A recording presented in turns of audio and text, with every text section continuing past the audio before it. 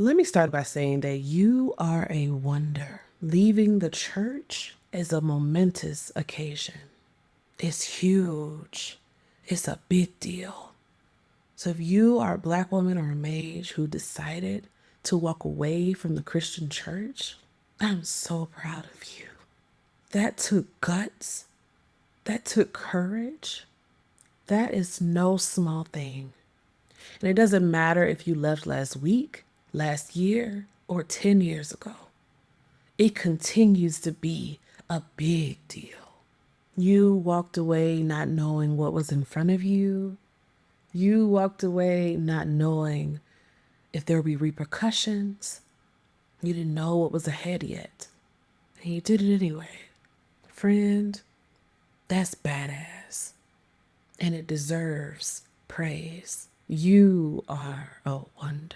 So before we get into the content of this video, before we start talking about the fears that come up that you're wrestling with, affirm to yourself, I am a wonder. I've done a hard thing, and I did it for me. As we move through these 3 fears, you may hear a lot that resonates with where you are today, or it could resonate with parts of you from years past. And as we do this, I just ask for you to kind of hold yourself with gentle hands, soft hands, and know that we're talking about this for awareness and for your liberation.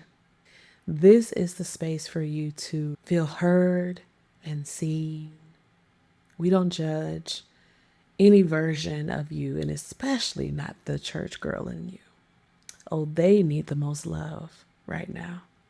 And this is how we connect with them, by identifying what they're afraid of. Okay, let's get started. There are 3 primary fears that Black women have when they leave the church: the fear of failure, the fear of flourishing, and the fear of fervor. Let's start with the fear of failure. Sounds familiar, right? I think that a lot of people would admit they have this fear of falling on their face. They have this fear of getting it wrong and people seeing, right? Being a part of the Christian faith teaches you that failure could end in death, hell, and damnation. And if not those things, then at the very least, judgment. Sometimes very harsh judgment at that. If you happen to be in a church that was particularly harmful, cruel, cultic, then that failure could mean public embarrassment, humiliation, excommunication, or worse. To be wrong meant that bad things were going to happen, that the devil might get you. If you fell on your face, you were not met with grace. Know that as we're talking about the fear of failure, I understand where it comes from. So I want to hold space for the you that may have heard similar messages that started that conditioning for why failure feels fatal, right? And so as you are leaving the church, as you are walking away from this religion, sometimes that fear comes up. Some of the ways that it shows up is you find that you freeze when it's time to make a decision for fear of making the wrong one. Being very neutral, playing it safe, not moving in any direction at all, just kind of staying in the middle, concerned with how things look, how you sound, what you do, that you kind of keep yourself on the sidelines. Sometimes when you are starting something new or doing something for yourself, it comes up as a very critical voice. It might sound like you. It might sound like your pastor. It might sound like someone from your church community. But the voice gets louder and louder. Sometimes the internal voice says that people don't like you, that God is upset with you. It looks like second guessing yourself, needing, not just wanting, but needing validation before making decisions. The fear of failure could also look like walking away from something you're passionate about, something that lights you up. is not putting out your work, your art, or doing something that actually really resonates with you for fear of being talked about, being disapproved of, because it's easier to self-reject. It's easier to tell yourself no than to wait on someone else to do it. You can let yourself down more gently, right, than someone else. You might be experiencing the fear of failure if you're experiencing extreme burnout, always on go, almost like a hamster on his wheel, just producing, just doing, just performing, keeping up appearances. It feels like pressure to perform a good girl or a good woman or a good person. And that makes sense because as a Christian, there was a little bit of perfection expected, even if it was unsaid or unspoken, right? That you were meant to be like Jesus, and Jesus was considered perfect. Jesus is also a savior, and saviors are not people. They are things, objects, made to suffer, made to die, sacrifices. And as a Christian, part of the conditioning is to believe that you are to be like Jesus, and that includes his suffering. And so the fear of failure sometimes comes from the pressure to be a sacrifice, to be willing to do what it takes to be a good example, a good person, to never mess up, to never make a mistake. I believe that this is one of the first fears that Black women and majors encounter when leaving the church. Then you will encounter the fear of flourishing. Now, the fear of flourishing is about recognizing that you have power and being afraid of it. This is how you know the fear of flourishing is showing up in your life. If you are afraid to stand up and speak, it could be at work, it could be in a relationship. If you find that throat chakra, that your voice feels stamped out or muted, that could be a sign that you have a fear of flourishing. If you are afraid of sharing good news with people, here's a small one. If someone compliments you on your look, your style, your smile, and something in you rejects it, that could be a sign that you have a fear of flourishing, that you have a fear of being seen as abundant and lush and beautiful. If you think that it's everybody else's time to shine and never yours, it could be that you have a fear of flourishing. The fear could even sound like, that's really nice, but not for me. I see them making all of this money, but that'll never be me. I see these thriving relationships, but that'll never be me. Sometimes the fear of flourishing can come up as someone who's afraid of things going right. Have you heard of the fear of success? It's kind of like that. You could be moving through the fear of flourishing if you know you qualified for an opportunity and you don't go for it. If you hand over opportunities to other folks or you let those opportunities pass you by. The fear of flourishing has this mantra of thee before me. You might remember this from Vacation Bible School or Sunday school. Joy, Joy, Jesus, others, then yourself. That mantra can get down in your body, where even though we've grown up and moved away from the church, that message of Jesus or the divine first, then other people, then you, can be what is fueling this fear of flourishing. That somehow the divine always wants you to go last. That somehow you are always supposed to be humble. That you're not supposed to pop your shit, but I'm here to tell you, friend, you can pop your shit. But if you feel resistance to that, it could be that you are moving through the fear of flourishing. And what would happen if you were to flourish? If you know that you are moving through this particular fear, I want you to drop me a comment and let me know. What do you think would happen if you were to flourish? I would love to hear what comes up for you.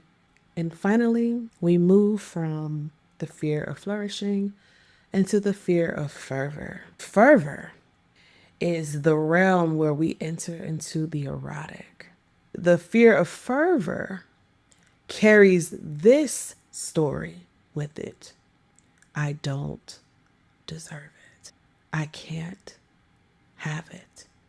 And that can bring up a lot. If you were someone who has left the church, you've heard no a lot. No, you can't wear that. No, you can't date that person. No, you can't take that job. No, you can't have that position. No, you can't fulfill your desires. No, you can't have sex before marriage. No, you can't go to that event. You can't go to that concert. You can't listen to that song. No, no, no.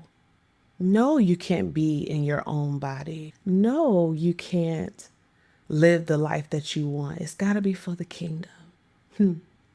And thus, the fear of fervor is usually the fear that I see happening for people who have been out of the church for a little while and might not even recognize that there is still something hanging on from their time of being in the Christian church. Christianity represents empire, which is the polar opposite of the erotic.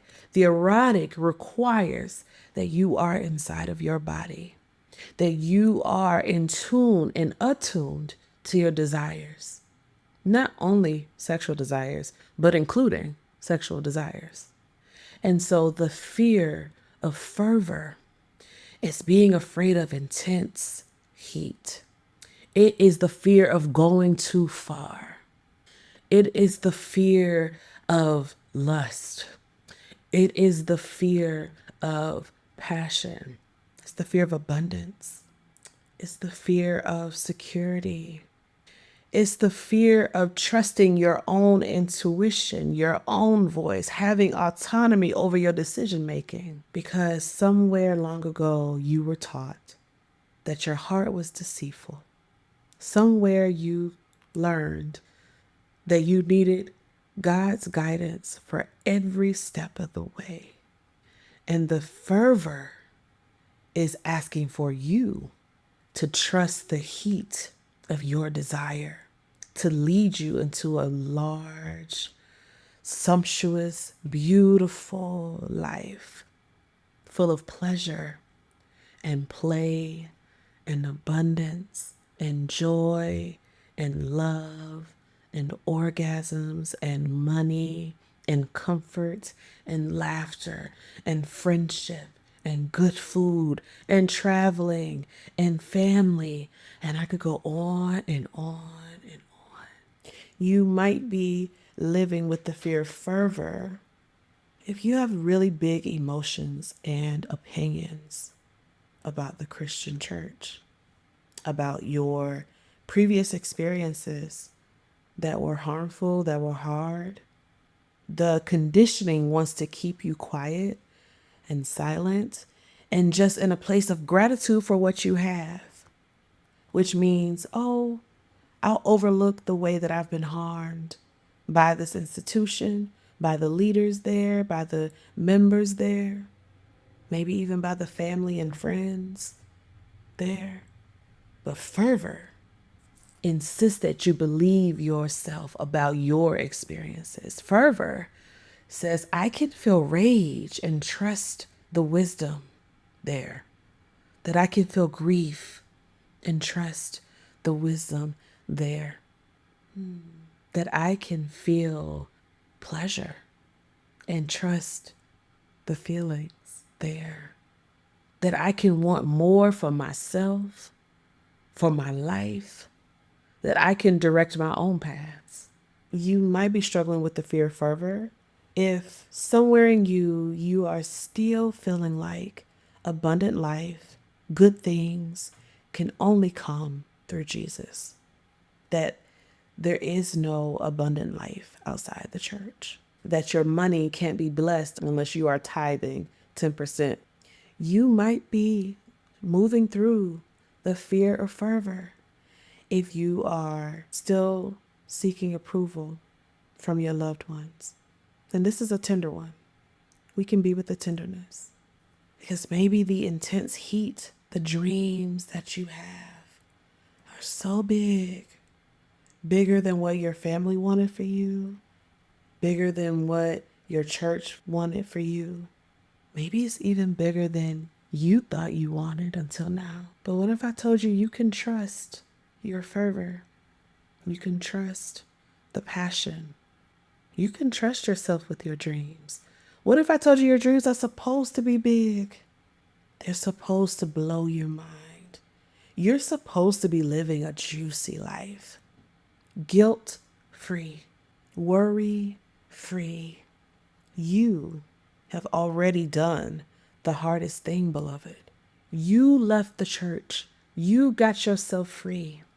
And whether you are moving through the fear of failure, the fear of flourishing, the fear of fervor, or a combination of the three, I want you to leave this video knowing this. You've already done the hardest job. The rest of this, we can work out together. So what do we do with this?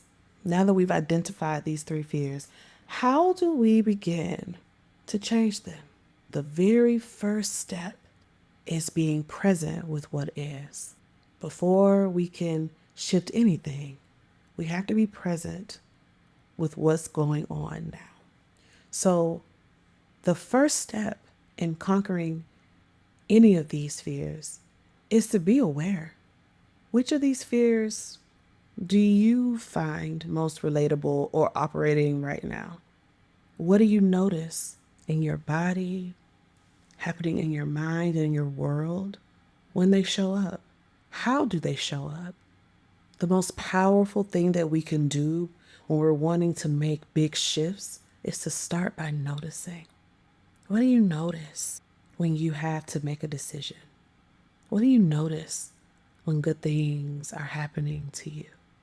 What do you notice when big emotions and big desires present themselves? What happens? What doesn't happen? What emotions do you feel? What thoughts are you having? What actions or inactions are occurring?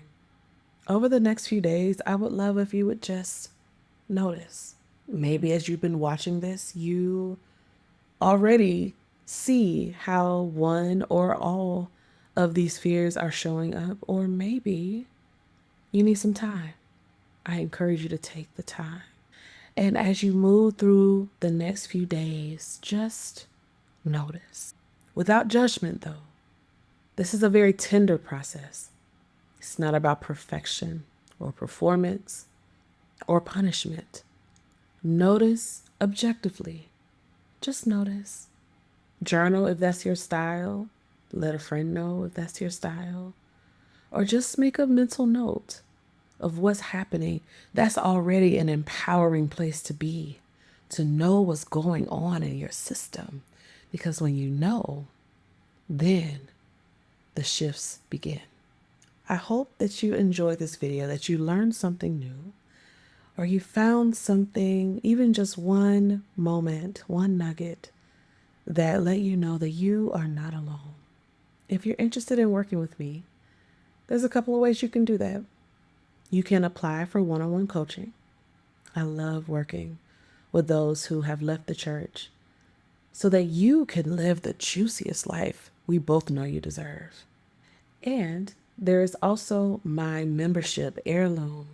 This is for Black women and mages who are ready to sever the Savior and to embody the erotic. All the information is in the description box below. All right, one last thing before I go. That delicious life that you desire, it does exist outside the church. Black women and mages deserve to live dangerously delicious lives, connected to their bodies, their lineages, their power. This is inside of the erotic. My desire is for Black women and mages everywhere to reclaim their bodies from Christian colonization and to know this, that juicy life you desire, you can have it. Make sure you subscribe and like the video for more. We're just getting started.